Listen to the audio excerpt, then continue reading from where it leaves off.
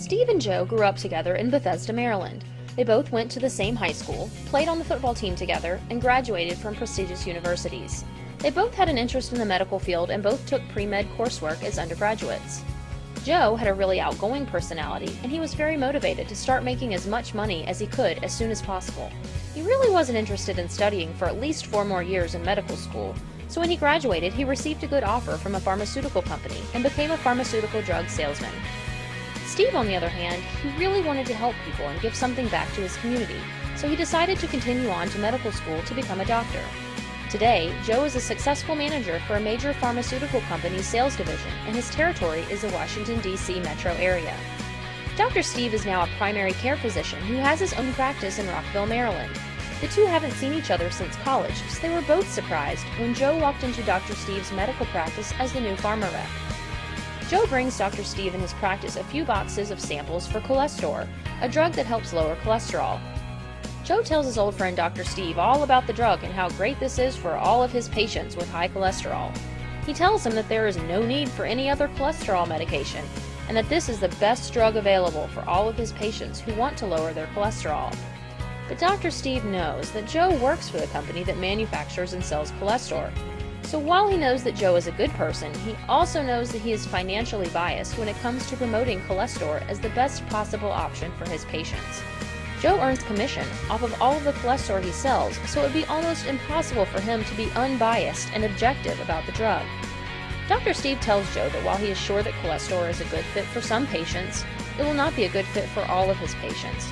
He tells Joe that he has to do a thorough evaluation of each patient's medical history and their needs, as well as a thorough evaluation of the drug before he would be able to prescribe the drug to any of his patients. So what does this have to do with the difference in the financial services industry between a broker and a registered investment advisor, or RIA? Well, in this scenario, Joe, as a pharmaceutical salesman who makes commissions off of product sales, is like a broker. Steve, the doctor, who looks out for the best interest of his patients and gives unbiased advice based on his patients' needs, is like a registered investment advisor, or RIA. A broker is like a pharmaceutical rep. A broker is compensated for selling as many products as possible and is not required to place the client's interest before his or her own. They're typically compensated by transactions, not client needs. Most never offer a customized financial plan that is tailored to their client's needs. In addition, they're not even required to disclose conflicts of interest to their clients. A registered investment advisor is like a doctor. He or she provides unbiased, comprehensive financial planning advice and has a fiduciary duty to recommend financial products which are in his or her client's best interest.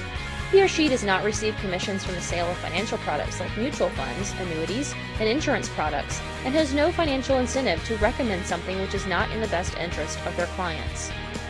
The problem is that most people have no idea if their financial advisor is a broker or an RIA, or even what the differences are. The RAND Institute for Civil Justice found that 63% of people believe that broker-dealers were required to act in their best interest, which they're not. And 70% believe that broker-dealers must disclose conflicts of interest, which they don't. In fact, if investors knew that broker-dealers were not required to act in their best interest, 70% of them would not use broker-dealers. So, if you or a friend or business colleague need help with rolling over an IRA, or maybe you may have come into an inheritance or have just gotten a well-deserved bonus from work, you may be thinking that you're going to Steve the doctor, when in reality, you're going to Joe the pharmaceutical salesman.